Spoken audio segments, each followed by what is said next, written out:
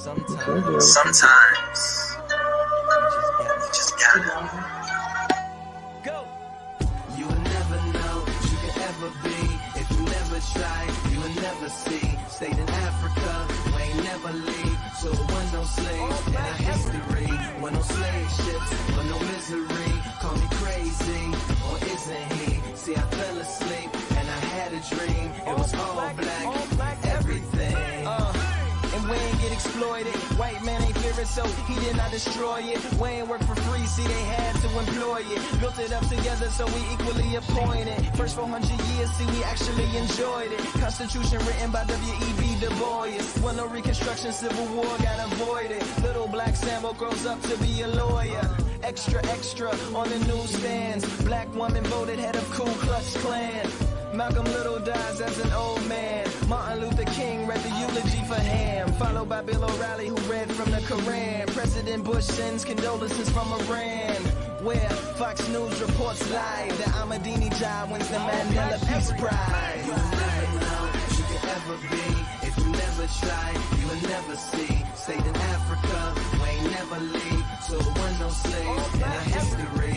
Were no slave ships, were no misery. Call me crazy, or isn't he? See, I fell asleep and I had a dream. It was all black, everything. And it ain't no projects. Keeping it real's not an understood concept. Yeah, complexion's not a contest. Cause racism has no context. Hip hop ain't got a section called conscious. Everybody rapping like crack never happened. Crips never occurred, no bloods to attack then. Matter of fact, no hood to attack in. Somalia's a great place to relax in. Fred Astaire was the first to do a backspin. The Rat Pack was a cool group of black men that inspired 5 white guys called the Jacksons. Eminem fitted in, but then again he inspired a black rapper trying to mimic him.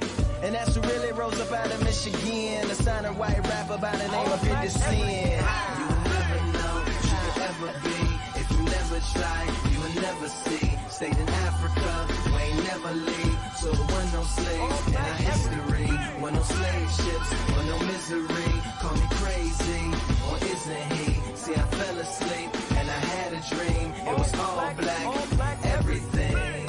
And I know it's just a fantasy. I cordially invite you to ask why can it be? Now we can't do nothing about the past, but we can do something about the future that we have. We can make it fast or we can make it last. Every woman queen and every man a king. And when those color lines come, we can't see between. We just close our eyes till it's all black everything. You will never know what you could ever be if you never try. You will never see. Stayed in Africa, we ain't never leave. So there was no slaves in our history. Were no slave ships, were no misery. Call me crazy, or isn't he? See, I fell asleep and I had a dream. It was all black, everything. All black, everything.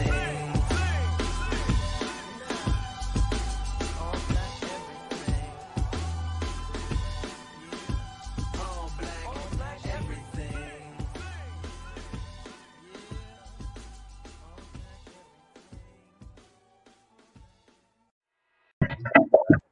All right. So look, ain't even no time to be like and have like no intro. This is the first time like in America, you know. So the last couple weeks, you know, every time you turn on the TV, you see black versus white, this, that, third. So last week, I called one of my closest friends who black. Because I'm sure I'm not the only one that's been getting those texts like, hey, Juan, or hey, Rich, I don't know what's going on, but just know I'm thinking about you, right? So I got all my friends who are white, Mexican immigrants, and they're like, yo, let's have a conversation about what's going on. Like, we always have those conversations publicly, but I'm like, privately, I'm like, yo, so it's time to have this conversation publicly. Then next, I got a list of black educators because they're on the front lines dealing with the kids. So I wanted to know how are they going to deal with this conversation when school start back. Then black women, the greatest creatures ever made. So my wife got a panel of like 6 of the greatest black women ever. It was like, yo, how do you deal with black men being murdered on the street and women being assassinated in the boardroom? One of the most powerful conversations I ever had. Then we had the young people on here. And I was like, yo, the police are the most vilified black group of people today. And I was like, yo, it's time that I call my people that are police who are black and who are husbands, wives, brothers, fathers, all those check boxes. And I was like, yo, let's have an authentic conversation about what it's like to be a black law enforcement officer in 2020. Let's address the elephant in the room. So I called Natasha. How are you doing, Natasha? Thanks for joining us. She's here, locally in Cleveland. You can wave, say hi. Then I called my guy Tim. Tim, how you doing, brother? Tim is here in Cleveland as well. Then one of my favorite people in the whole world, my guy Reggie. He's here in Ohio as well. Reggie, how you doing, bro? And then the guy who never passed the ball out of high school, my guy Zach, who's down in Texas. So I just want to start off by first, thanks to everybody for agreeing to do this because, nowadays this is not a good thing to do. So I'm going to start with the first question. And Reggie, I'm going to ask you, why did you choose law enforcement in the first place, bro? Man, shoot. This goes all the way back to elementary school. I've always been that guy that, you always try to do the right thing. It's just in me. My grandfather was a cop. My uncle. A lot of military in the family. It's almost like it's just in my blood. It's in my DNA. So, all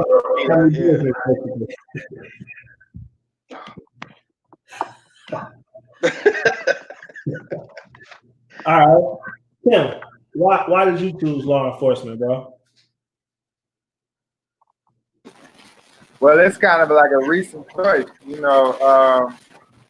after Trayvon Martin, there was marching and protesting. I went out, marched, protest, then nothing happened.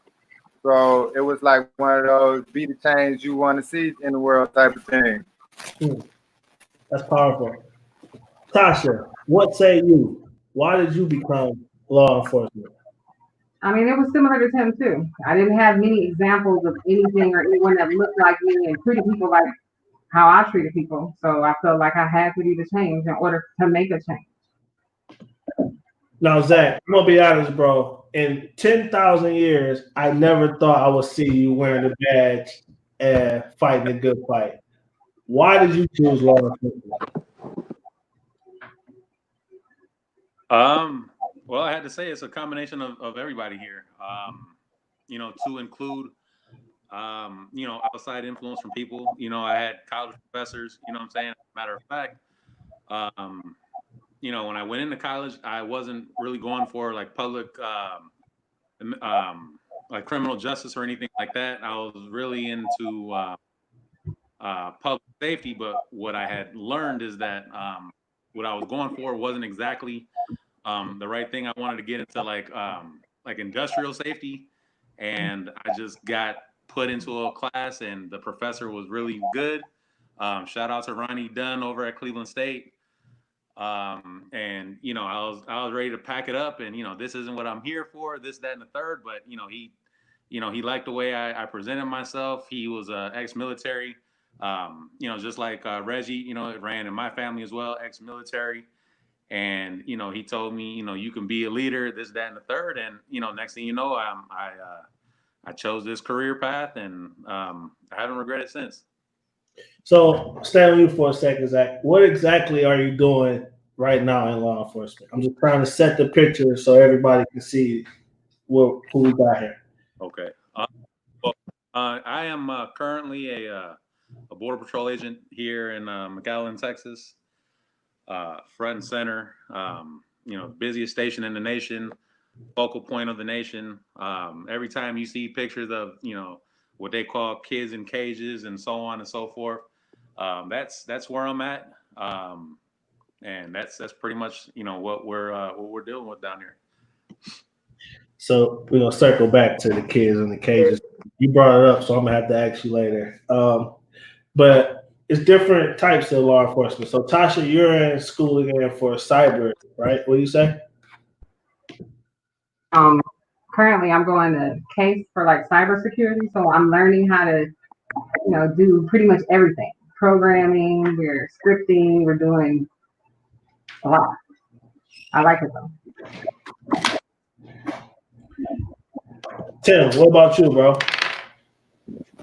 Well, I actually work with the youth. I work for the Cleveland School District, so I'm out here with the kids every day, and I feel like they're the people that kind of need to see me most. Graduated from Glenville High School. I'm just like them. You know what I mean? They understand me. I understand them.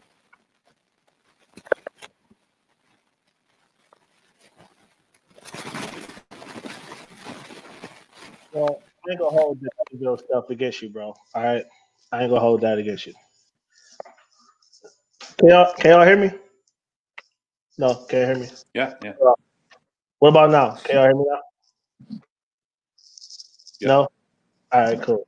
All right, so look, I'm gonna just get into the questions, man. I don't want to waste nobody's time, man. Anybody can take this. How do you deal with trauma from work? Like you just, we're in the high speed chase, and then how do you come home and decompress? Like, how do you deal with the trauma? Anybody can take that. For me, well, you know the family one. So I mean, for me, it's we talk about stuff, and I'm gonna tell you honestly, some of the stuff. I mean, in the end, you got to kind of put a spin on some sort of funny spin, so it doesn't. I mean, you don't get overwhelmed with the stress of it and everything, because I mean, and I know everybody can test this. Like, not only do you have the stress of the public, but there's also the internal stress of the administration that you got to deal with. So I think when you come home, you got to sometimes you got to talk about some things, because then you don't want to bottle it all up, and then you take it home with you, and then then you start getting all kind of problems from there. Into the domestics and everything like that. So, Tim, how do you deal with it? You just had to handcuff a 6-year-old, and then now how do you decompress from that, bro? Well, we're not allowed to handcuff 6-year-olds, but I'm blessed, man. I got a real good family support system. We talk to each other, we hug each other every day, and I try not to put myself in the worst situations. Tasha, what say you? How do you deal with the trauma from work? So I'm currently blessed not to have to deal with the stressors of a daily, like most officers that I still know. So I'm blessed in that. But when I was in the field, I mean, you just have to compartmentalize things. You have to have some type of safe release system to where you can release those things. Because if you hold on to them, it's going to be a problem. So, my man Zach, you brought up kids in cages, right? You can't unsee that, bro. So, you driving home, how do you like put that in the back of your head? Well, I mean, again, I give it back to, all abundance here. You just have to have, it's a combination of everything. You need to have a good support system at home.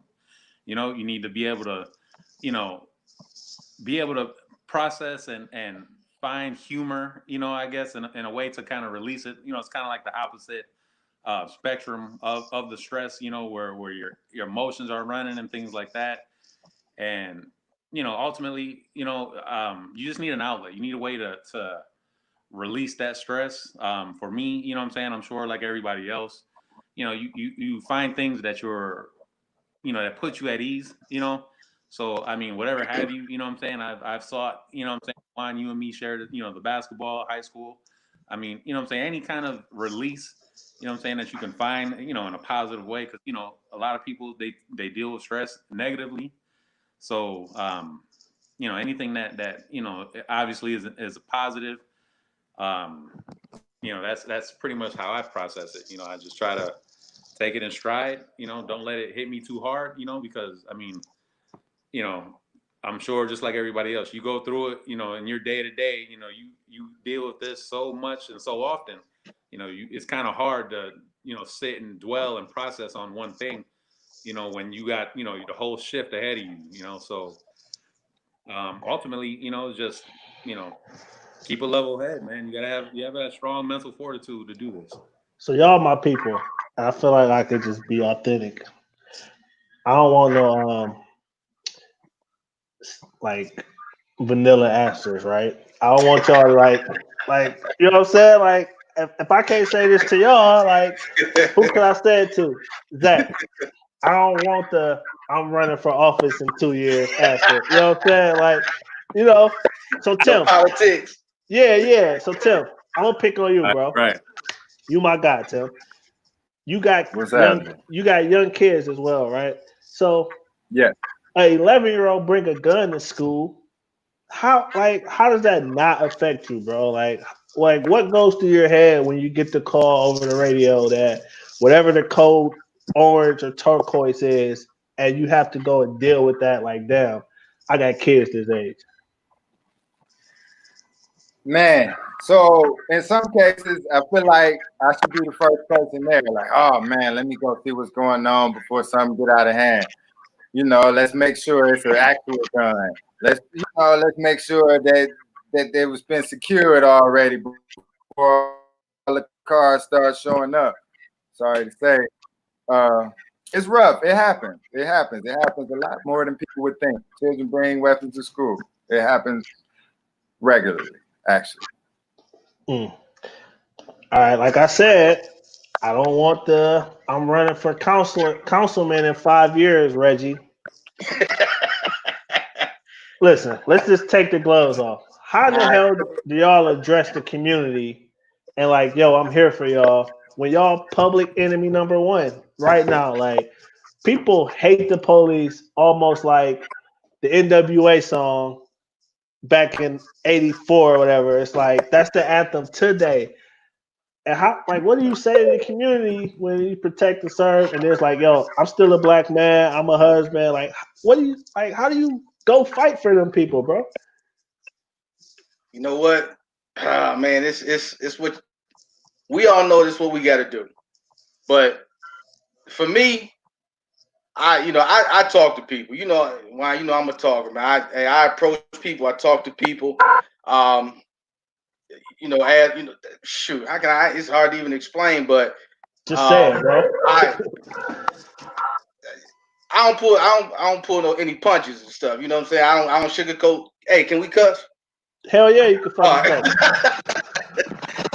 I don't sugarcoat the shit. You know, say what's going on. I mean, this had the other day, but I honestly, I'm blessed to be in the city of Solon, where more people like us than dislike us. But there are those people that feel certain ways about us. But I greet them with a Coke and a smile, you know, and because a lot of people they want to get a reaction out of you. I had a kid mean mugging me the other day, and I'm like, hey man, how you doing? You know, I flipped the script on them because they expect you, you know, they want to get a reaction out of you. They want you to jump out, and that's why you see all these cats getting in trouble on social media, YouTube, and you know, Facebook and everything, because their reactions are expected by the people that they want those reactions. And those guys, all they do is dig themselves in the deep hole and embarrass themselves on those platforms. So I deal with it a certain way. Well, you're a special kind of guy because, yeah, you said out there in Solon, the police love y'all more than they hate y'all. We know on St. Clair, Huff Superior, West 25th, that ain't the case. Tim, how you address the community when they feel you are public enemy number one? I'm gonna tell the truth. When I'm out there, real recognize real. I've been out there protesting with the people. Look at me. I'm young. I'm black. I'm regular. I'm still afraid to get pulled over. It's been times where I've got pulled over. Look, you know what I'm saying? I ride a little clean. I'm about 6'3", you know what I mean? So I'm afraid to get pulled over. There's been times I got pulled over where there was no professional courtesy extended. I still got tickets. They look at the badge and say, yeah, whatever. Here you go ahead on with this ticket. You know what I mean? It's real recognize real. I don't really get the dirt looks like that. I'm still living in the hood. But all right, okay. So Tim, you're a police officer, and you know, blue shield or whatever. But what? And you don't even get that. So do you understand why sometimes people look at y'all as public enemy number one? Because because you skated around the question, bro. You ain't answered. You went to I got pulled over. So address the question, Chief. No, I 100% understand because I feel the same way. Look, this is why I work here. This, like that be the change you want to see type thing is real. Like I'm out here for a reason. It's not, you know what I mean? It's not no glorified money and being no cop or nothing like that. You know what I mean? I could be doing anything right now. But no, the love ain't there. The love ain't there. And it's not like people keep saying, oh, defund the police. That ain't gonna work. That's not the issue.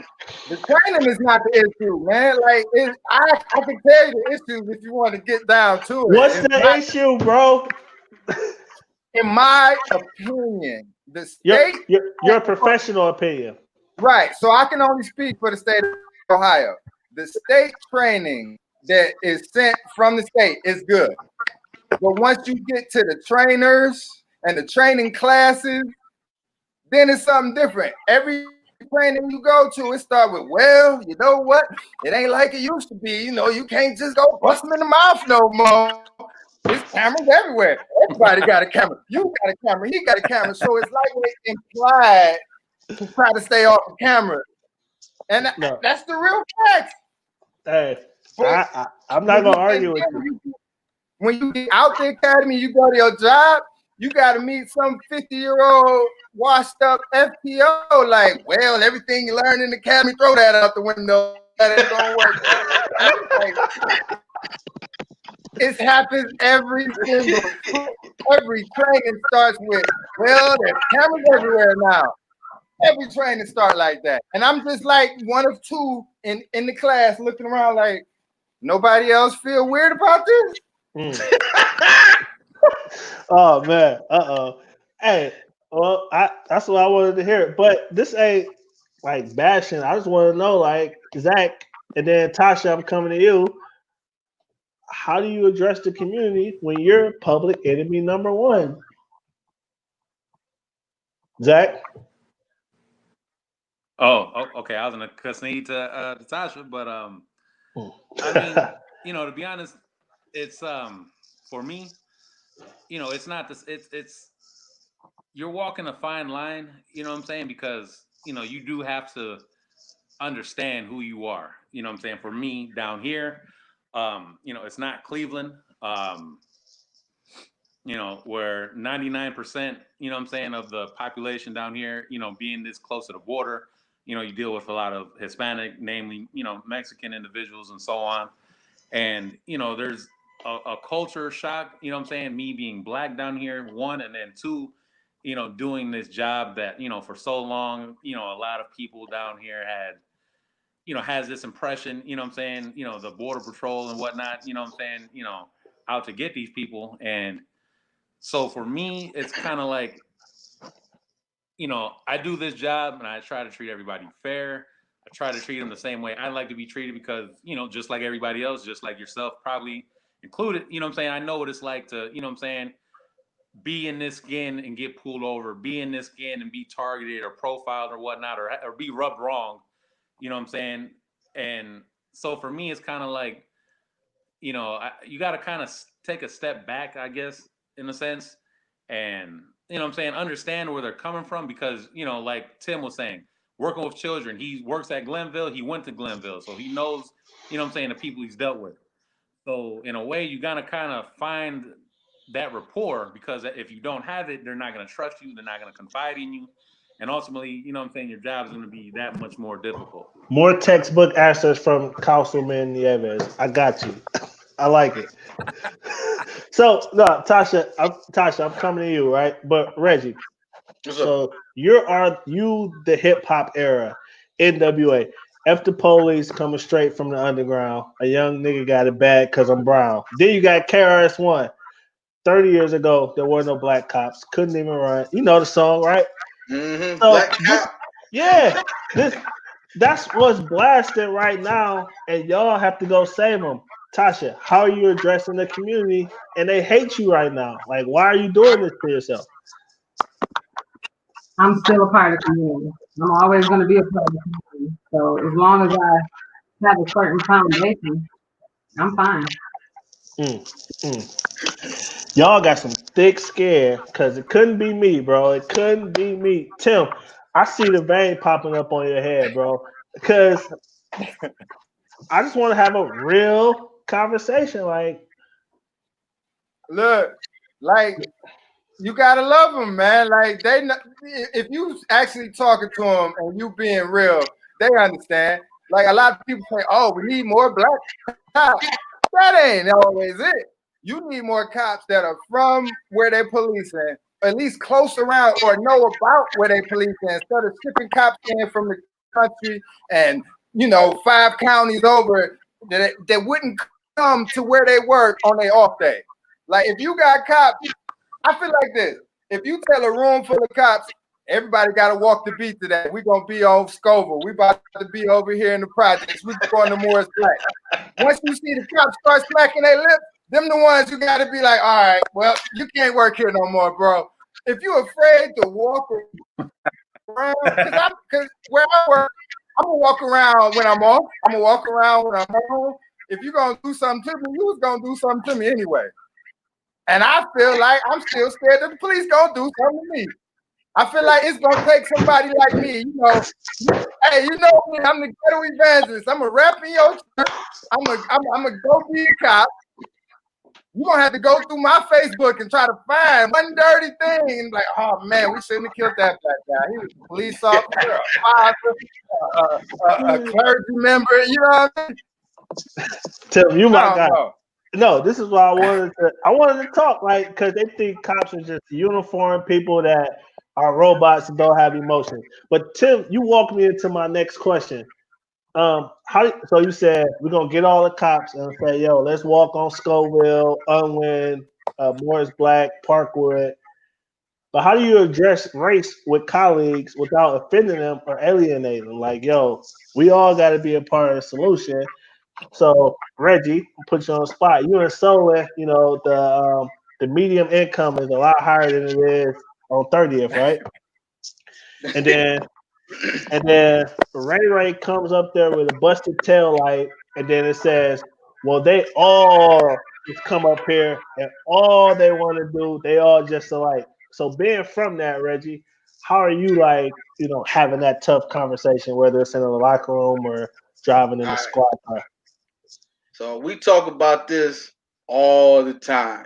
Yeah. And one thing it is shit's gonna be uncomfortable. Because I'm the second black. I'm the Larry Dobies of Solon. Wow. I'm the second black to ever be hired there. And what year did you start, bro? I started in '98. Wow. Post-racial America, but go ahead. Uh-huh. I'm the second black. And and we've had guys. We had one guy actually. He's gone to the FBI now. He left. He's gone to the FBI. He was the 4th black hired. The 5th black. He left the 4th. Came to Solon and they was gonna let him out. He left and went back down to the 4th. Don't know why, but that's where he went. We just hired our first black gay female. In 2020, wow! In 2020, it's still the first.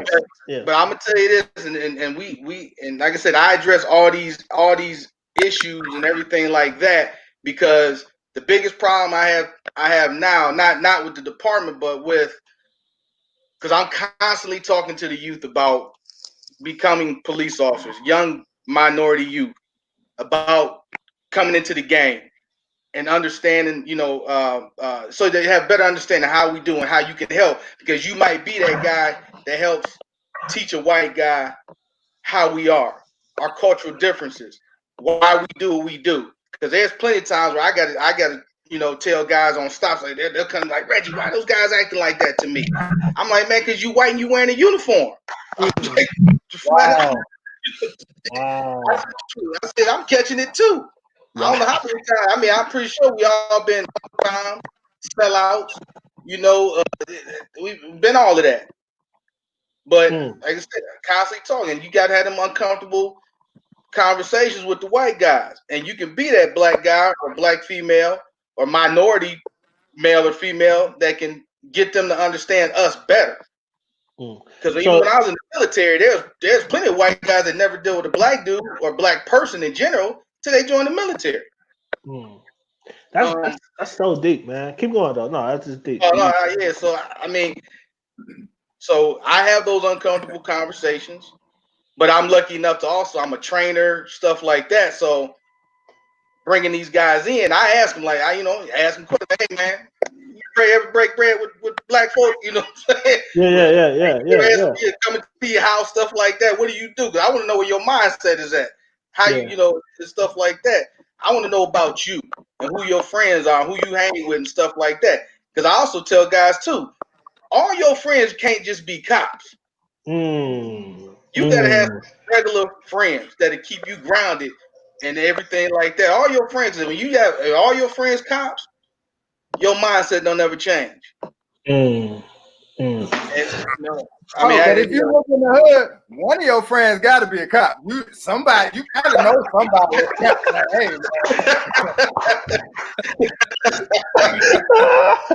Hey, give Tim a TV show. The newest episode of Cops starred Officer Tim Lawson.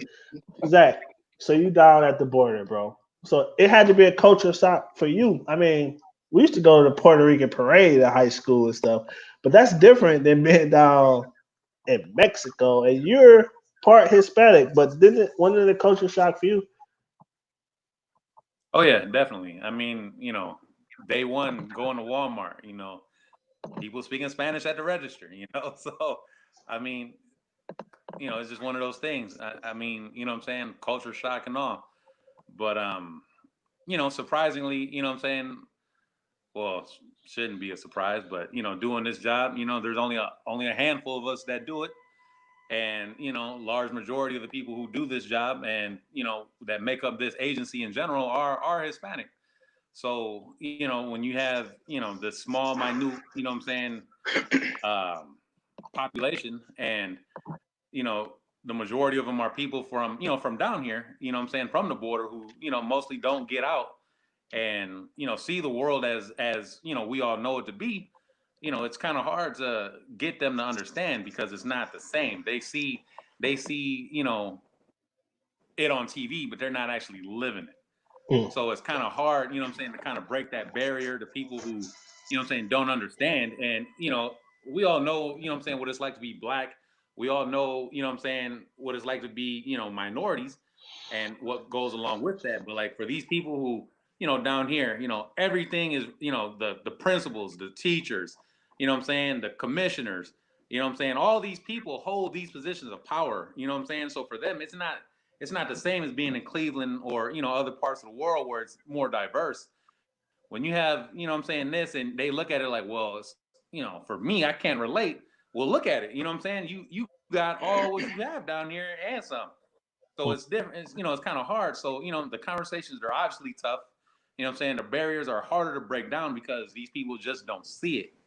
So, as Reggie said, you got to have these tough conversations. You got to kind of see where they're at. And, some people are easier to come around than others, but, large in part, a lot of people are just set in their ways and set in, to what they actually, experience versus accepting your experience, I guess, or acknowledging it. So I got a question from people that are watching. They said, What's something that minorities don't understand when it comes to policing minorities? So what's something we need to understand? Like, yo, it ain't all just black and white. Anybody want to take that? Tasha, Reggie, anybody? So what's something that minorities don't understand when it comes to policing minorities? Well, I tell you this. Don't like my boy. One of his friends says, "Man, I teach my kid to run for the police when I see him." Don't do that. If you're not doing anything wrong, don't run. Hold Just on, be Reg. you. Hold Just on, be Reg. you. Hold on, Reg. I love you, bro, but a lot of times people don't make it home by complying. So what do you say to that? Well, now I'm not even saying complying. Like if you just walking down the street chilling, and you just lounging and whatever you doing, don't just I'm out. You know what I'm saying? Especially once you see a cop, because a cop gonna look like, what the heck is going on? You know what I'm saying? Nah, I'm not talking about like you already in the stuff and you complying to things like that or trying to comply.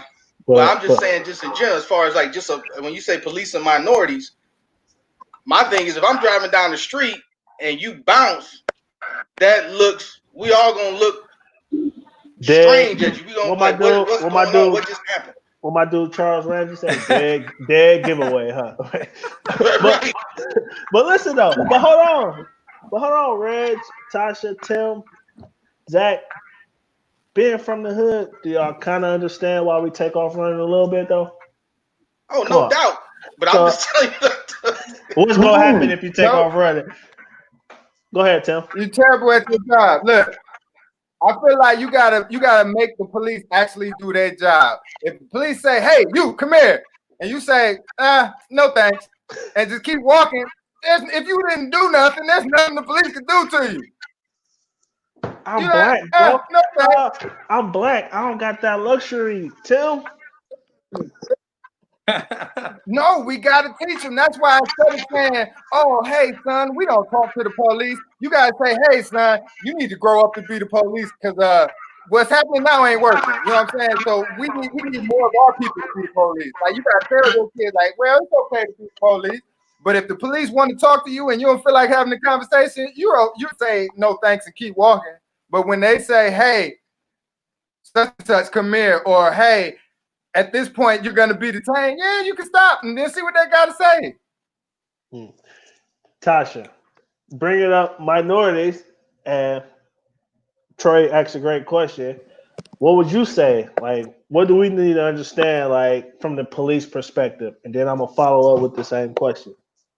So if we have more information, more knowledge, you'll know what to do, how to respond. If they ask you to do something, instead of you trying to explain yourself, I mean, just try to quickly do what they need you to do so you can move forward. If something that's done is wrong, hopefully it could be documented. We know they lie. So hopefully it will be something that you can, complain Hold about. up. Flag on the play. Do not collect gold. Do not collect $200. You're not just going to say, they lie and think you're going to just gloss over that and then ask why in the hell we running from the police. Nope. I'm not going to let you do that one. Let's have a talk. Let's talk. We at the dinner table, like Reggie, Zach, like for years. So for years. Hold on. So for years, our great grandparents were like, "Yo, we used to get pulled over. Nobody believed them." Then, it was a witness that saw it. Now, sometimes you watch it on camera, and then it's still like you didn't just watch what you thought you just watched. Now they questioning your intelligence. And then you like, well, why in the hell did he run? I kind of see why Ray ran a little bit. I'm not condoning like running from the police, but Reggie, I should be able to have this conversation with you and be like, I think I know why he ran. Zach, come on, man. You know why he bounced on you, man. Like right now in 2020. Well, I mean, I don't want to get pulled over. Go ahead, bro. Go ahead. It's a lot different. Go ahead, bro. My perspective from everybody else, is different because my clientele versus what everybody else is dealing with is a lot different. I'm dealing with people who, they know when they come over here, they know what it is. So, on site, when we see them, when they see us, it's, it's a bloods in the Crips, bloods in the Crips, right? Yeah. I wouldn't put it in that terms, but I mean, you know, like I said, as soon as they see us, as soon as we see them, you know what I'm saying? It's a foot race, it's a foot chase constantly. So, you know, the people I deal with on a day-to-day, I mean, you know, I know why they're running, you know what I'm saying? Because they're not trying to get caught, trying to achieve, you know what I'm saying? They, you know, getting here. So versus, you know, the normal consensual encounter, you know what I'm saying? They see somebody just walking down the street, it's different. You know, when I see people, I see them in a specific area where I know, you know, they ain't no citizens down here, period. So when I see them, they, you know what it is. Zach, that sounds a little bit like racial profile, a little bit, kind of like what happened to me on her. But you might fit the description. What, young, black, and male, right? No, oh my god. But no, man, this is hard as hell, bro. I'm a law-abiding, tax-paying, community organizing citizen, and if I get pulled over by the cops, and it ain't one of y'all four, I'm nervous. Can I just keep it real? We all been pulled over, man. Hey, I know. Hey, we all know when our plates getting run. We always see that dude. I'm like, I know you see the dude riding up behind you. Like, I know this dude running my plate, man. Yeah. And then you can't do nothing. But hey, you're like, all right, man. I'm, you know, if I get pulled over, I'm gonna deal with it accordingly and stuff like that. But I mean, like I said, I'm not like dealing with the minors, even out in Solon, because there's a big African American community, you know, in Solon. You know, people don't even realize it. But and that population goes up obviously during working hours and stuff like that, up and down the industrial area and stuff like that. Everybody going to work. But I communicate with people. I talk to people. I pull you over. Hey man, this is what's up. I mean, even there's been cats, man. It's like, dude, I follow them to work. Hey man, you know you suspended, man. You got to get that taken care of because when these other cats catch you, it's a wrap. You know what I'm saying? So, you know, and they're like, all right, see man. What I mean? You know what I'm saying? Like, see what I mean? If it ain't one of y'all pulling me over with compassion, it's like I'm like, oh shit, I'm probably gonna not make it home to my wife and kids. But Now, go ahead, Tim. Go ahead. My bad. Go ahead, Tim. But we also got some bad advice from our family lineage, from our ancestors, because I still feel like I ain't got no reason to be out in Solon. Like, I ain't out there for nothing. You know what I mean? Like, and that was put on me by my grandparents. Like, nah, don't be out there. You ain't got no reason to be out in Solon. You know what I mean? That's real. So as a cop, you got these safe. So right now, Tim, it's 7:00, and I say at 10:00, let's go ride through Solon. You like, hell no, I ain't known it, huh? I'm gonna turn the music down. I'm gonna take my hat off. My seatbelt gonna be on. I'm gonna be going exactly the speed limit. Like, it's ridiculous. So talking about how not this question. So what about this one? Hey, Mia, how you doing? No, I didn't know you heard me. I'm sorry. No. That's perfect. You said something because the whole reason I wanted to talk to them is to pull the uniform off so they can see like how complex it is to go to work and somebody waiting for you to come home. Like when I had the conversation with Reggie, what put it on my heart is because I saw your youngest daughter, like, you know, talking about how hard it is for her dad being a cop, and that fucked me up. Like, damn, you don't look at it that way all the time. It's like we hate the police, they criminals, lock them all up, they racist. So to this question, address this one, y'all. The sellout statement from the public when they say, how can you be for the cause when working for the man at the same time, Tasha? How can you do both? Well, that's a good question. The things that I do, I'm conflicted within myself here. So when I'm not for anyone, it's not for someone to show me appreciation. It's not for them to, you know, I don't do it for anyone. So the fact that anyone saying something about, I mean, I've always had people talking on me anyway. Yeah. That's terrible. But thank you for your service, but that's terrible. Zach, you're a minority, brother. And I don't see you talk much about policy online or stuff like that. But I know you don't agree all the time with all your marching orders. So the public say you're a sellout, bro. What do you say back? You know, I get this a lot at work.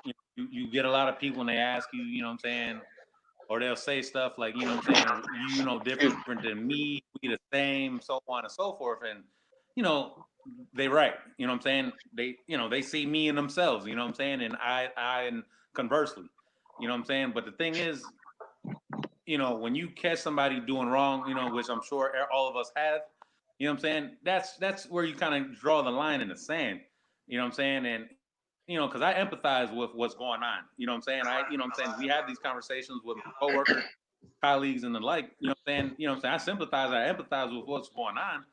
But at the end of the day, you know, you're doing this job, and we're all doing it for the right reasons. I would hope. So for me, you know what I'm saying, I'm not selling out because I'm not going out there and doing dirty. You know what I'm saying, everybody I come in contact with, and so on and so forth. So I mean, you know what I'm saying, I'm I consider myself of the people.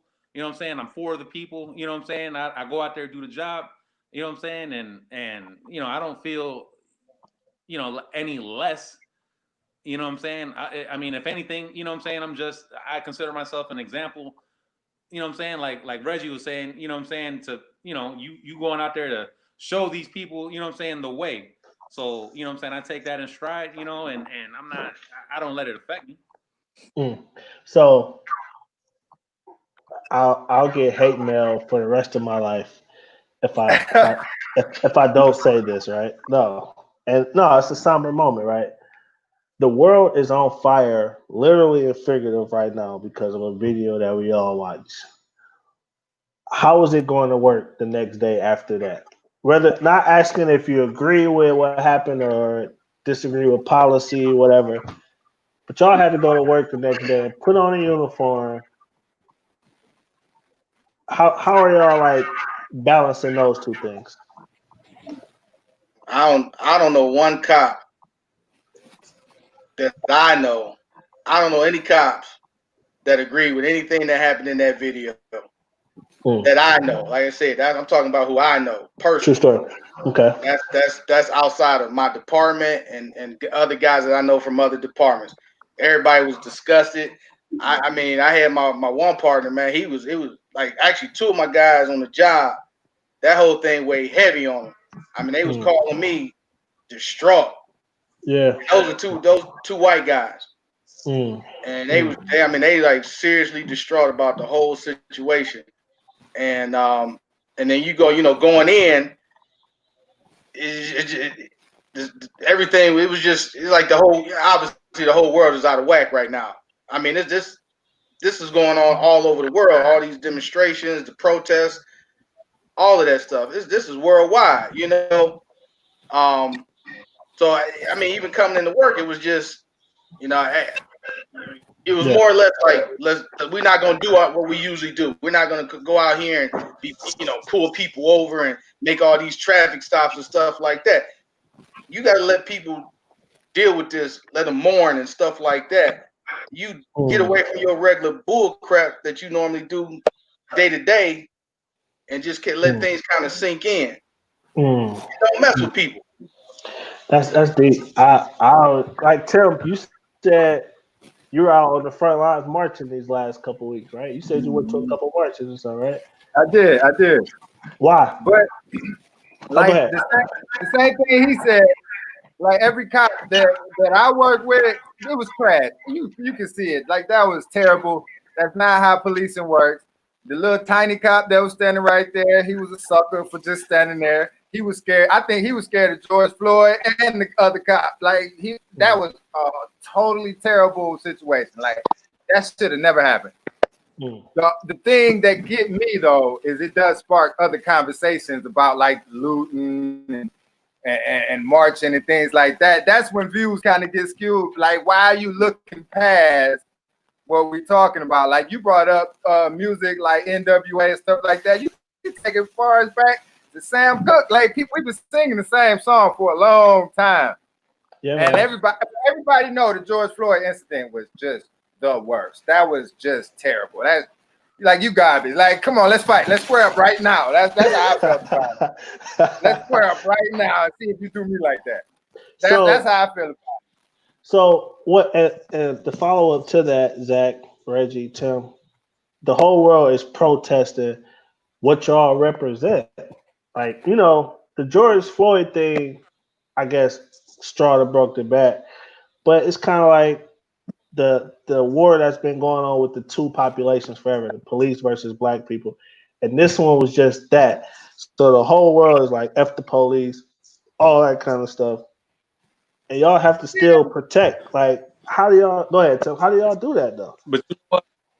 Okay, Zach. But you know what, Juan? I think to that point, the misconception is, when you say, what y'all represent, you know what I'm saying? And that's a difficult thing to bear, I guess, in a sense, because, you know what I'm saying? Yep. Like, for each and every one of us, you know what I'm saying, individually, we know what we represent. You know what I'm saying? If you out there in the community, you're visible, people know you, so on and so forth. They know who you are. You know what I'm saying? Just like your neighbors. Your neighbors know who you are. If you out there and you know what I'm saying? People have their own impression, but they know you. You know what I'm saying? So for me, you know what I'm saying? I don't consider myself in that sense, like, you know what I'm saying? I understand that, you know what I'm saying? I'm viewed like that just because I got the uniform.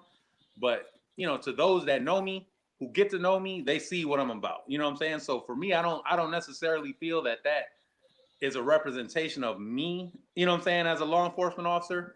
But, I don't think the two are mutually exclusive in that sense. No, once again, you giving me PhD level answers, bro. But at the ground level, we are not just saying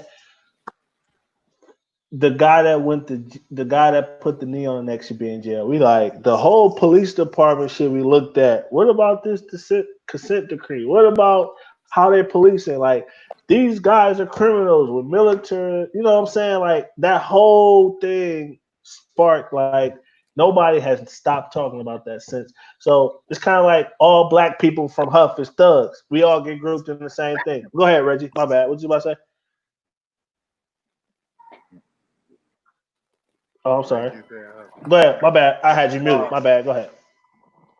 All right. So, just me. One misconception is, especially being a black cop, most, especially like young black, like this young generation, everything like that, they think we just popped out our mom's coochies. Black cops, like grown black cops. Like, we never dealt with this shit before in our lives. Okay. Like I tell you, even for me, growing up, like moving from Cleveland, the East Cleveland area, when my mom met my stepdad, who was my dad who raised me, and coming out and moving to Garfield Heights at the time. And I even tell guys now that's on our SWAT team and stuff, they don't know the old Garfield, the old Bedford Heights, the old Maple Heights, Oakwood and stuff, and all that was predominantly white. And going to Garfield, there were 2 busloads of blacks of us that went to that school, and they Garfield battled to not allow, even though all that from, going up 131st all the way damn near to Miles is Garfield. Correct. And they sent all them to Kennedy. But I went to Garfield. And going to wrestling practice, come home from wrestling practice, some days I couldn't get a ride. I'm getting chased home by carload of white dudes. Stuff like that. So you got this group of kids or whatever and stuff like that who they think, oh man, you ain't never been through this, you don't know what's going on, blase, blase. And not understanding, dude, I've been there. I understand what racism is. I understand, stuff like that. I say you lucky that you grew up where you're growing up. Wow. You haven't dealt with it as much as I had to when I was growing up. And, but Reggie, we'll talk about it though, bro. We'll talk about it. Like, so there's no shared experience. Like, we don't know what you've been through. We just see you as a cop living a good life. You know what I'm saying? So we make assumptions, right? Exactly. And the kids that I am allowed to, that I have the opportunity to deal with and have these discussions, I inform them. This is what I went through. I understand what you're dealing with. I've been pulled over by the police. I know what's up. You know what I'm saying? So They just think that we don't understand what they're going through and everything like that. And then also when it comes to all like how the police and stuff, that stuff come from the top. That come from the top. Because it's easy for because a lot of people don't even, like the chief can come down and say, look, I don't want y'all just running plates or whatever, like depending on what division you in and how you have to police. If you in traffic and stuff like that, I want traffic violations before you pull anybody over. And I better not just see you, hanging around, certain areas that predominantly you have minorities that go through that area. So that's what we protested, I think, Reg. Like the policies we feel like are geared towards people that look like us. But Tim asks why I keep saying Huff. It's because I was born and raised over there. That's just what I always go through. I won't pick it on you. Oh, I'm still on Huff. You know what I mean? Hey, no, yeah. But no, these type of conversations are like much needed. Like Reggie went through racism 15 years ago, trying to move his family out to a better neighborhood.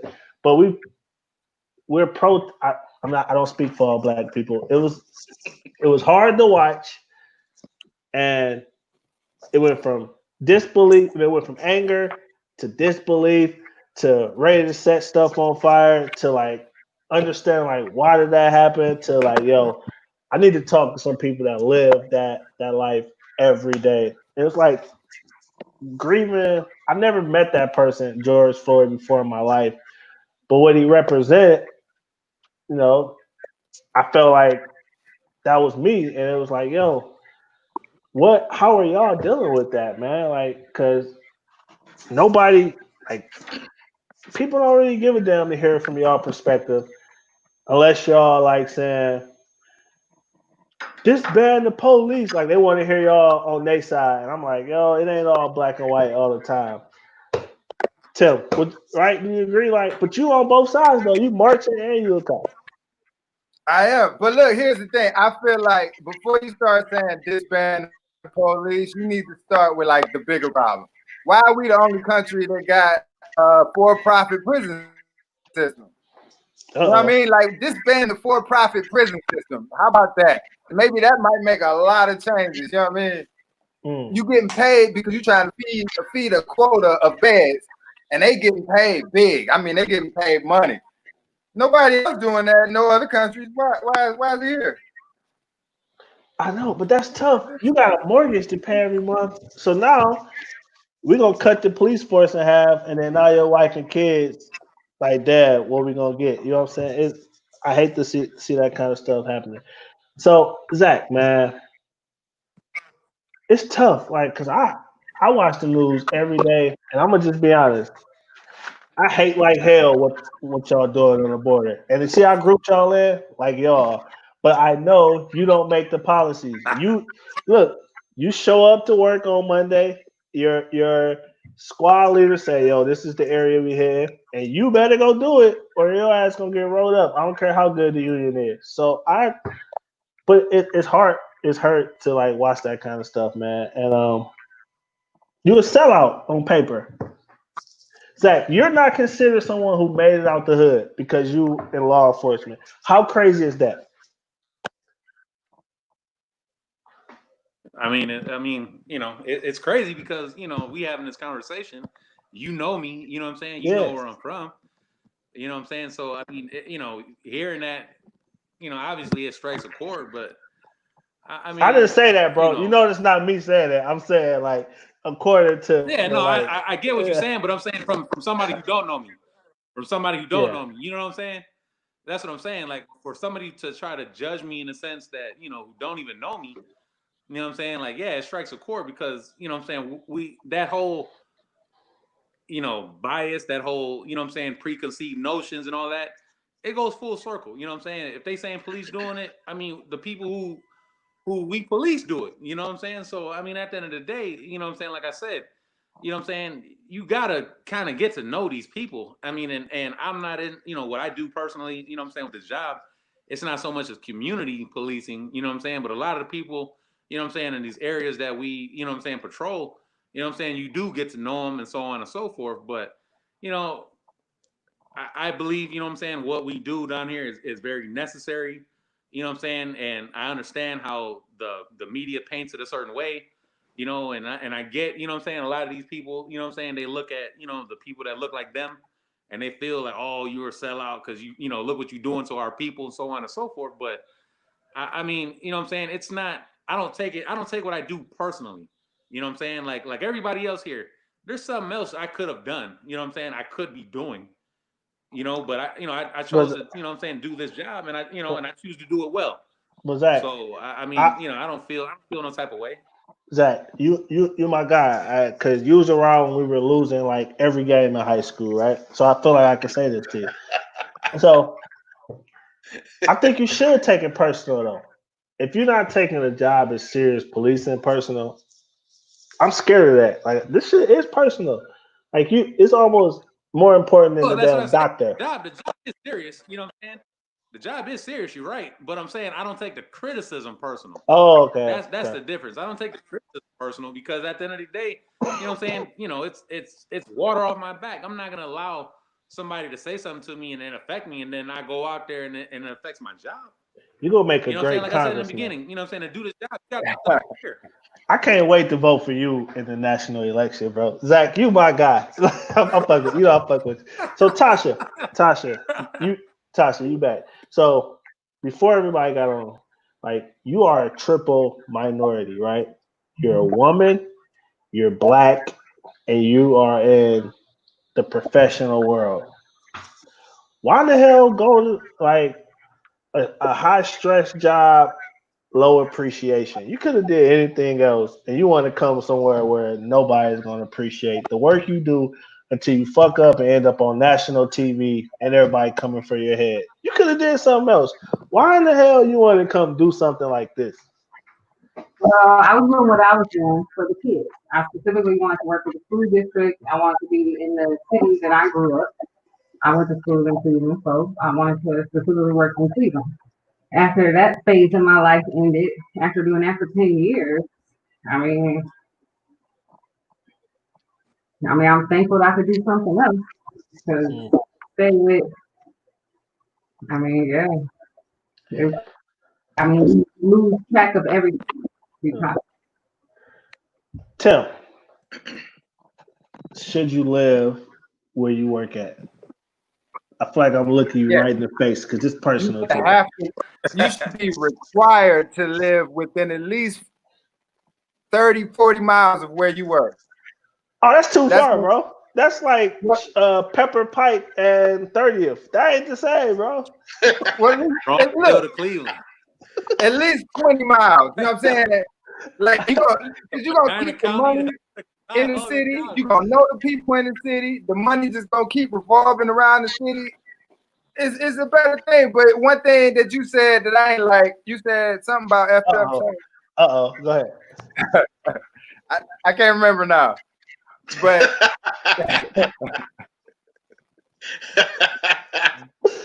no, you remember. I'm sure you told Zach something was effed up. That he had taken personal. I said that, right? Right. Like, how you gonna take it personal? These people, the main people that's angry, people that say they live by the street code, right? What happened to don't knock the hustle? What happened to that part? You know what I mean? And and what people say, like, where all the good cops at when all this bad stuff going on? Yeah. Like, that's the most backward statement ever. If it wouldn't happen if the good cop was there. Like, what do you mean? Wait. Elaborate, please. Reggie, you shaking your head. Zach, you shaking your head. What does that mean? Hold on. I'm lost. I'm not. I've been seeing it coming down my timeline. Where all those good cops at that y'all be talking about when people out here getting choked out? It obviously wouldn't happen if we was there. Exactly. Because what you doing, man? Get out of here. Get off his neck. What you doing? Hey. Stupid. Hey, I'm gonna tell you, and I said this before. It wouldn't even have got to that. He wouldn't have even got on the ground. If I had stepped there, I'd have took my man to the side, like, yo, my man, this is what we're gonna have. There was so many other options that they had in that situation from the beginning. He was in the car. And if it did cut out, and if you had to even go that route as far as him laying on the ground and all four of them weak ass dudes wasn't strong enough to pick him up and put him in that car, you supposedly called the squad for his face. I'd have picked, hey, we're gonna put you on the stretcher, man.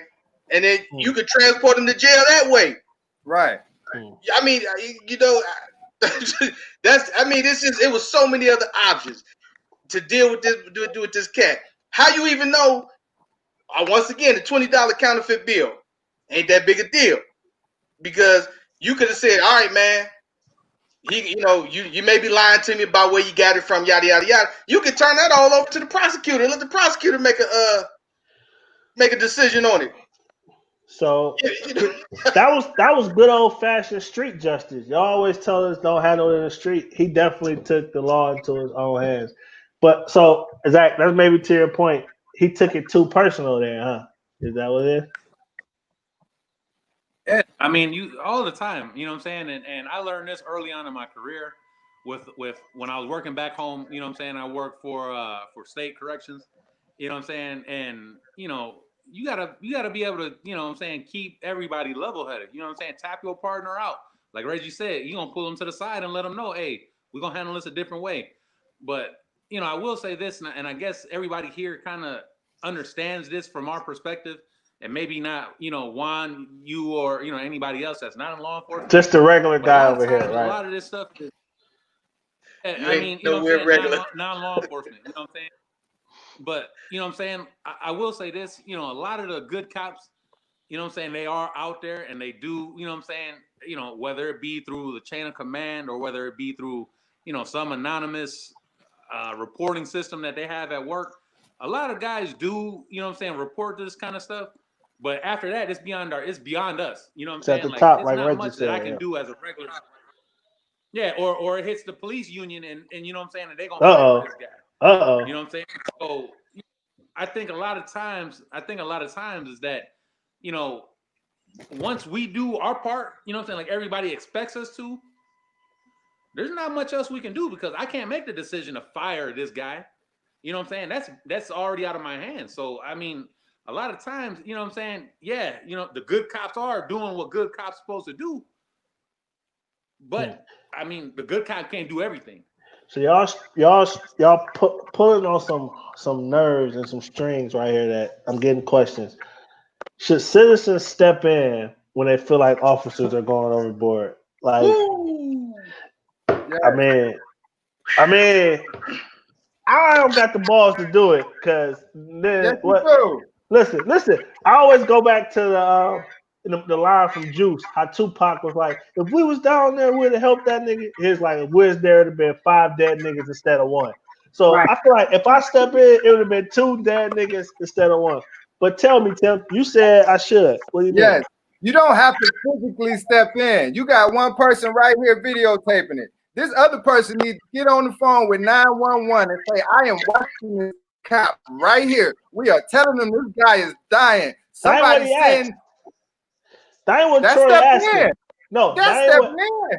No, this videotaping is gonna be an afterthought. Like, you got to do something in the present. You can get on the phone with a 911 dispatcher and say, hey, no, we are looking. This cop is doing this guy greasy, because what happened to George Floyd was not an accident. It was not going overboard. It wasn't a mistake. He did it on purpose. Him and his, like, why take that many people to hold somebody down in handcuffs? You got his legs, his ankles, his neck, his top, and then you got a little spectator, the little guy. I'm gonna mute myself. So wait, no. Hey, Tim, I know Troy, and I know what Troy's saying. He was like, should he push the cop off of him? And I think that's why Reggie reacted. Yeah. Nope. I know. I mean, I'm watching this man die, though. Be mad trouble, man. I don't even know if y'all even noticed when he thought that people was getting close to him, he pulled his expandable baton out. He did the flick, and right. So, and with them dudes feeling the way, especially with him, old boy, that Siobhan dude, whatever, with him feeling the way he was feeling, he was ready to shoot somebody else. He ready to take some more lives. I don't recommend. I mean, you probably got to just do what Tim said, do.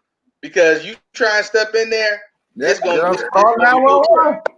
because the big, one of the other biggest problems with that situation is you got 3 cats who are basically new to the game And they that are listening being to that OG. in a situation. Yeah, you got this dude 19 years in the game, 19, 20 years, whatever, and he all cocky and everything. I got this.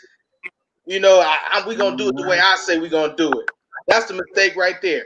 And I was gonna say this: when I was new, my dude told me, white guy, he said, I don't care if you ever see me or anybody else doing something stupid or they not supposed to be doing, no matter what their rank is, you better step in. Yes, That sir. was told to me from the beginning.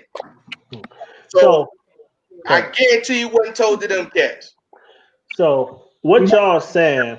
Oh, I'm sorry, Tasha. Go ahead. Okay. You have to have courage. It's gonna have to come from one of us that's already here, or someone that can actually do something. If it wouldn't have come from one of those other officers. So what y'all just said is extremely encouraging, Tim, Zach, Tasha, Reggie. And here's why it's encouraging, because whenever we say stop police brutality, we always hear, well, what about black on black crime? Ain't nobody saying nothing about it. So to hear y'all say, yo, that shit was wrong, it's exactly what y'all asking the community doing, which I just commend like 10,000%. You know what I'm saying? Like, because you never really hear from like officers, they say the blue shield, whatever. But to hear you guys like, yo, I think that shit was wrong, X, Y, and Z. And that's like commendable because y'all ask the community, see something, say something, be a part of the process. So to hear y'all say that. But Troy said his follow-up to y'all, he said, you can't call the police on the police though. Yes, you can though, right? Police are citizens. We regular people, man. But one thing I want to say, if you hear somebody say black on black crime, to any argument you gotta say, you can just slap them in the face. Because I'm black. So it's crime to me. So that's why people scream Black Lives Matter. Because to black people, black on black crime is just crime. So until it's just crime to everybody, until everybody say, well, our city got a black on black crime problem. No, our city has a crime problem. Like, yeah, you just kill in proximity, like who you live close to. So it's gonna be white on white crime, Mexican on Mexican crime. No, but this is like extremely encouraging to me, man, because this is like therapeutic for me. So send me a bill in the mail about let me sit on y'all couch and talk to y'all for an hour. It's heavy, man. So I had another question. So we have to sit back, record, and call the police while we're watching someone die. Here's the thing. It's unfortunate. I don't know. People got to understand. You jump in this, you're going to get in trouble. You're going to get shot. You're going to get charged with obstruction. You're going to get shot. You may get shot. If you want to take that chance, take that chance. That's just real talk. You want to take it. It's like a kid keep asking you when you answer a question, they keep saying, well, why? When you answer that question, well, why? You answer that question. You can't do that. You're going to get yourself killed, or you're going to definitely get charged. Tim, someone says, happens to be my wife, said, I think Tim's option will help prompt them to do something different when they hear us doing that.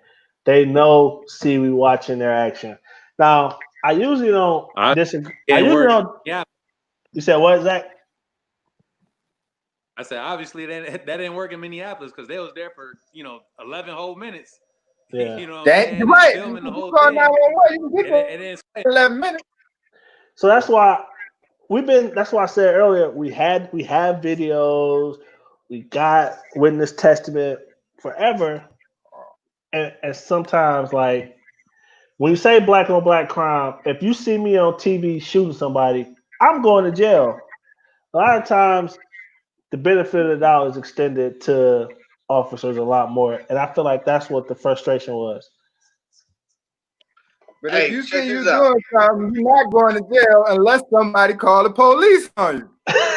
Like you in the bank and somebody robbing the bank, you gonna jump in front of the bullets? Hey, it depends on how many push-ups I did that morning. But go ahead. Hey, when Tim saying call the police, check this out. What if I call dispatch and I tell them that there's about 20 motherfuckers about to jump on 4 of these cops? The bomb squad coming. The bomb squad. But hey, you call the police. If you calling, you just saying this is what's going on. If I guarantee you're gonna have a whole bunch of cops come screaming over there. If you say it's like 20 motherfuckers over here, they about to jump on your dude because they killing this black dude. Yeah. Down here over here where he whatchamacall. I bet you they come screaming in. And somebody gonna step in. So Tim, Zach, Reggie, here's another question. Isn't that a risk we need to take as a people if someone is wrong? So you gonna lose your life for your and leave your family and stuff like that? You got a family. I got a family. Yeah. Go ahead, Zach. Go ahead, bro. Well, I like the question the way it was framed as a people. You know what I'm saying? So, it takes me back, you know what I'm saying, and just like historical knowledge, you know what I'm saying, like with the Panthers, you know what I'm saying, what they was doing out there back in the day. You know what I'm saying? They was armed out there in they communities, and when the police effected an arrest and so on and so forth, they was armed out there in their communities. And, obviously, if you met with the same kind of aggression, you know what I'm saying, I'm assuming, you know what I'm saying, you probably more inclined to temper that down. Again, to Tim's point, to Reggie's point, you know what I'm saying, yeah, you can be out there filming, yeah, you know what I'm saying, whatever, but as soon as you cross that line, you subjecting yourself now to the same things, because now you putting yourself in, what they call, impeding an officer, obstructing an officer from doing his job, because I mean, it's sad, but that's the way it is. You know what I'm saying? Like, you can either get yourself hurt or get pulled up on charges. I got a question for Eric. Oh. Okay, E-Mac, go ahead. Yep, go ahead. Look, so if your neighbor house is getting robbed, are you gonna A, film them, B, go over there and stop them, or call the police? C, all the above. You gonna go over to your neighbor's house with a guy with a gun? I don't think that's apples to apples though, Tim. Like, all right, here's why I say that. Hear me out. And E-Mac, please type in. I'll speak for you. If there's been, not sound like George Zimmerman, but if there have been a string of robberies in my neighborhood, and then I finally saw it, and I'm gonna be Arbery? Yeah, but no. Arbery? They wasn't robbing nobody. I'm saying they assumed he was robbing them. Yeah, but I'm talking like from a sense of me as a neighbor. I done watched you 5 times somebody break in my house, and then I finally see the dude. I'm gonna be like, "Hey Tim, 911, I'm right here. I see this guy breaking in the house, and this is his license plate number." Because I'm tired of this shit. We're tired of this shit, man. We tired of it being on video, and he gets fired in Cleveland and get hired in North Olmsted as a lieutenant. That's what people are protesting. Like that's why I don't think it's apples to apples. Well, but you gotta stop looking at people. Police are not people. We are people, regular people. Just like we having this conversation, we are regular people. Yeah. No, the transparency that you guys are having is great. So why do we need to lose our life if we are unarmed? You shouldn't. I mean, straight up, you shouldn't. Yeah, it's unfortunate. I mean, I you don't think not. But here, this is another thing I always say. If you are a scary ass person, you don't need to be a cop. If everything that you see, you jumping, and if you look at and you deem every black person you see as a threat, you don't need to do this job. So Tim, Reggie, Zach, you know my mom well. Murder is not the cop's job. So Tim said they're people too. So now they committing a crime. And so that's why you said call the police and say I'm witnessing the crime happen. Just like anybody else. Yeah. I said exaggerated. Hey, 20 cats about to jump on your cops. It's about 20 people about to jump on your dudes. You better come get them. Yeah. Oh, they about to get them. Right. You better come get them. Nah, They be coming screaming in. USS. But, you know, You better come get them. Go ahead. I will say this. I will say Go ahead, Zach. no. I mean, it's yeah. They speaking truth to the choir, man. It's real. But I think, you know, to your mother's question, Juan, you know, and the one previous to that is that, you know, again, remember, us good cops, you know what I'm saying? We do what we got to do with what we can do. There's only so much you can do. Like I said, I can't fire the man for what I know he's doing wrong. Just like nobody else here can fire that man for doing what's wrong. But as a regular, ordinary citizen, and what you're seeing now across the country is they pretty much going to their mayors, they going to their elected officials, and they telling them, hold on, y'all said y'all was gonna run on this platform to help reduce this, and you haven't. You know what I'm saying? So now they threaten these people with their votes. You know what I'm saying? So I mean, you know, at the end of the day, I mean, it's long, it's a process, you know what I'm saying? And you don't know what you're getting, you know what I'm saying, with these people. But I mean, ultimately, you know what I'm saying, you got to look at, you know what I'm saying, these people that are in power that we help put in power by voting and getting them, like all these DAs, they getting these people off. Like you said, they give them the benefit of the cop to the benefit of the doubt to the cop. They got this man on video killing this man. Mm-hmm. But what they gonna do? They gonna, you know what I'm saying? Oh, this justification was this was that. So they gonna find a way, you know what I'm saying? But then again, us as ordinary people, you know what I'm saying, who vote for these people, who claim they're gonna be on our behalf when these things happen, we need to start holding them accountable. And you know what? Every election cycle, if it takes for that person to lose their job, then so be it. You know what I'm saying? Hey, you remember this one, point guard by committee. If one can't do the job, the next one gonna step right in. So that's the way they need to start treating politics and all these other elected officials. Because if you're not just gonna allow it to keep happening, you can't expect a different outcome. Zach, Tim, Reggie, the system has not worked for us in 300 years, right? I've seen more progress in 3 weeks since George Floyd than I've seen in the system in the last 300 years. So what do I tell these young people that are pissed off, like, yo, let the system work?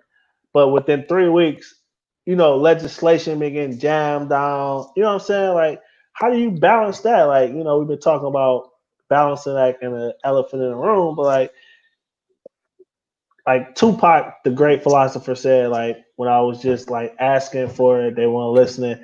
Then I started tapping on the door. Now I'm banging on the door, and people are finally listening. So, Reggie, what I'm supposed to say to the little dude, like, yo, let the system work.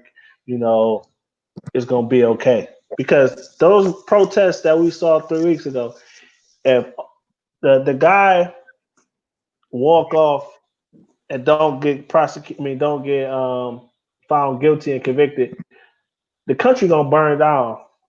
We know that. Like, I'm scared. But go ahead, Reggie. Man, he's done. He's done. That's a wrap. You stick fork in that dude.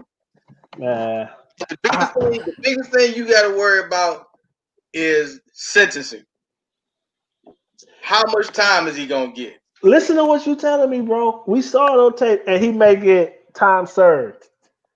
That's scary. Nah. If they do that, then it's. I would say if they want, well, I guess, hey, if they want the same thing to happen, what already happened on a bigger scale, Yeah. they better do something. I mean, biggest thing, and You see it like you said in the last 3 weeks. Yeah. So You said it in the last 3 weeks. This happened. It's been going down all across the country. You got these different mayors. You got these different elected officials. Oh, we putting a ban on chokeholds now. We doing this. We starting to do this because they scared. Because the people know. You know what? Next time around, you said you was gonna do this. Nah, we ain't giving you that chance again. Next one up. So, but what progress have we really seen, though? Well, we saw. You're right. Ain't been none. Wait, hold on. We saw an officer arrested, 4 of them, charges upgrade. I'm saying that never happened. Then, like, chokeholds are being banned, which is baby steps. But I'm saying, like, it has been, like, the conversation has been on people's forefront. Till by now, the protest would have stopped by now, bro. Nobody would have been talking about this and all this kind of stuff. And that's why I'm saying the system has failed us. even if I said, yo, this is the most progress, you can't counter and be accurate like, that ain't shit got done yet. And that's the Nothing. scary part. That's the scary part, Tim. Look, the protest is only continuing because it's not just black people. Trump's tanks would have been out there if it was all black people. If it was all black looters. If it was all black rioters. Them tanks would have been rolling over black people. You got to flood the system. Everybody know people that's 21 to 25 that ain't in college, that ain't doing nothing but laying around on your mama couch. Send the police department. Send them to the flood the system until they say, well, hey, we can't just keep letting all these black guys in. We're going to have to make some changes or else the whole system going to look different than it look. Because they don't want the system to be different. That's a hell of an infomercial, bro. And I could tell that you live with this lady. It's your wife. She said become a lawyer or a prosecutor to change the system. It's still not enough black faces down in the county. My guy, detective, or he said tell him to sign up and become a police officer, affect change. Yeah. That's the only way. But I know, bro, but that's a slow boat to China. Like these young people. No, they want minorities, man. Why they want minorities so bad in these departments, man? We just got. Let me tell you, our last test, one black dude, right. And you're only getting like when I took the test, I think it might have been like 300 people. Reg, now they get like 50. Reg, we got a black mayor, a black chief of police, and Cleveland still hates the police here.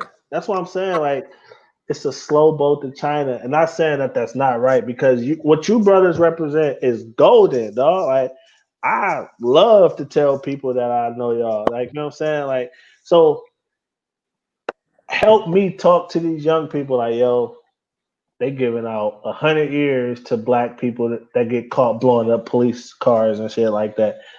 That ain't the way. But like, that's the only way they feel like they got a voice. And y'all on the front lines got to take that. And it's tough, man. That's all I'm saying. Like, Tim, I know you don't agree with me, bro, but it's okay. Like, I just think like if you want to go blow up police cars and stuff, these are cars of some portions people that are afraid of you, right?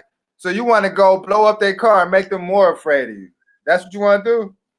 Why should I feel bad for people that have oppressed me forever? Why should I care about how they feel? Not Tim. I'm talking to Officer Lawson right now. You know what I'm saying? These people are scared of you. That's why they're killing black people, because they are afraid of what a black person can do to them. These is you like the George Floyd situation. These is guys with bulletproof vests. These is guys that are deep. They got guns. They got tasers, and they were still scared of this man to the point where they had to pin him to the ground. So where's the hope at, bro? I'm a defenseless, unarmed black man, and there's 10 of y'all, and I still die. System. You will not hate the police if you were the police. Like if your peoples are the police, if you were the police, you're not gonna hate the police. If your kids growing up to be the police, they gonna know how to talk to people. Like, hey man, y'all gotta go head on. Not, hey, what are you doing? Hey, you get over here. Stop. You listen. Like, hey man, y'all gotta roll out. You can't be here. You have no business here. You gotta go. Yeah. So I don't know. So I do gotta go cook a piece of it. No, it's cool. And I've had y'all longer than I've had. So the last thing I always just, let people go with final words. Like, we go around the horn, ladies first. Tasha, what is your parting words to people? Continue to stay optimistic, regardless of what's going on in your outside environment. I mean, try to have a center of knowing of hope that it's going to get better, but you also have to be that change that you want to see. Zach, my man, get them babies out them cages, man. What's the final words? I had to say that to you.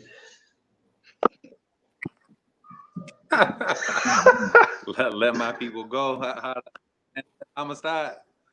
Let my people give us free. Go ahead. Yeah, I just want people to know, man, that what I'm saying. Ultimately, like all of us, what I'm saying, we chose to get in this line of work. To be the change and because we feel, you know what I'm saying, what it's like, you know what I'm saying, on the other side. And ultimately, you know what I'm saying, just like all the respondents with their questions and comments, you know what I'm saying, ultimately, you know what I'm saying, ain't nobody going to be for us but us. So I feel that, you know what I'm saying, like, we got to be the change, you know what I'm saying, because ain't nobody going to change for us. So, ultimately, you know what I'm saying, keep hope alive, be patient, you know what I'm saying, but also be diligent, you know what I'm saying? Continue on with this fight, you know what I'm saying? You fighting a good fight, you know what I'm saying, and we fighting a good fight on this end. So, I mean, at the end of the day, you know what I'm saying, if we all doing our part, man, it is what it is. That's deep. Reg. Hey, my biggest thing, get in the system. Become part of the system.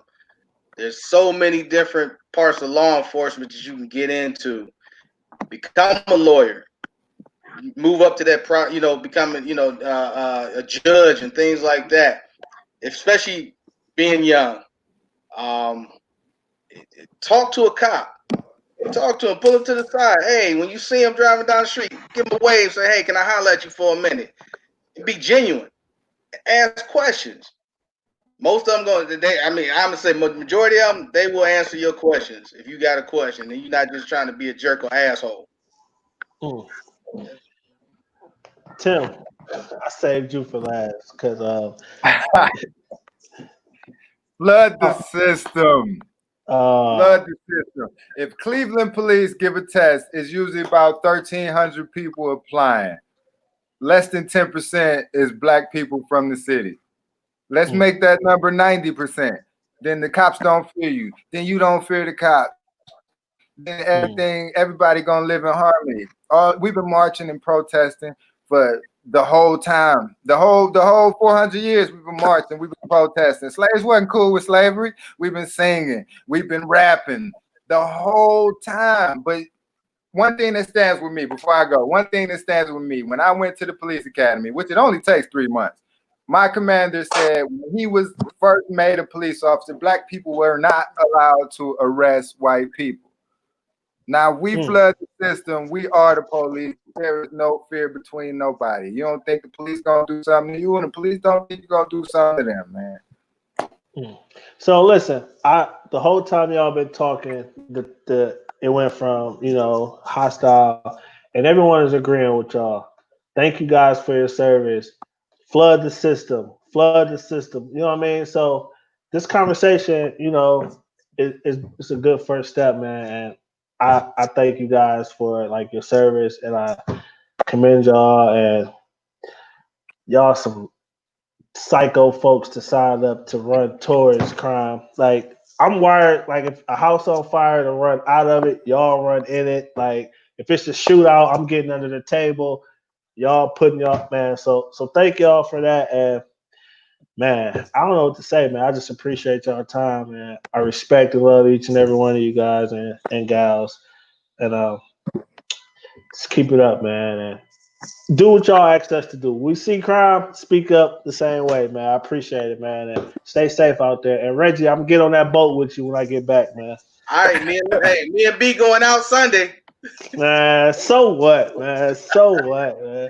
Zach, stay safe down there, bro. Let me know when you come home, man. And Tim, I'm gonna get with you. And Tasha, you gotta come over to a barbecue one day. All right. This beautiful work you doing, man. Keep it up.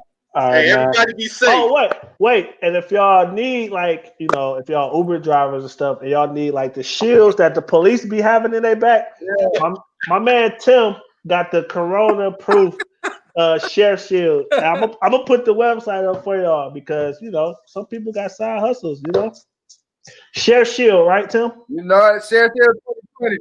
Yeah, share shield 2020. Support the black business, man. Yes, sir. All right, Reggie. All right, Zach, Tasha, Tim, be safe, man. Thanks. Appreciate it. Hey, take it easy, everybody. Be safe. All right.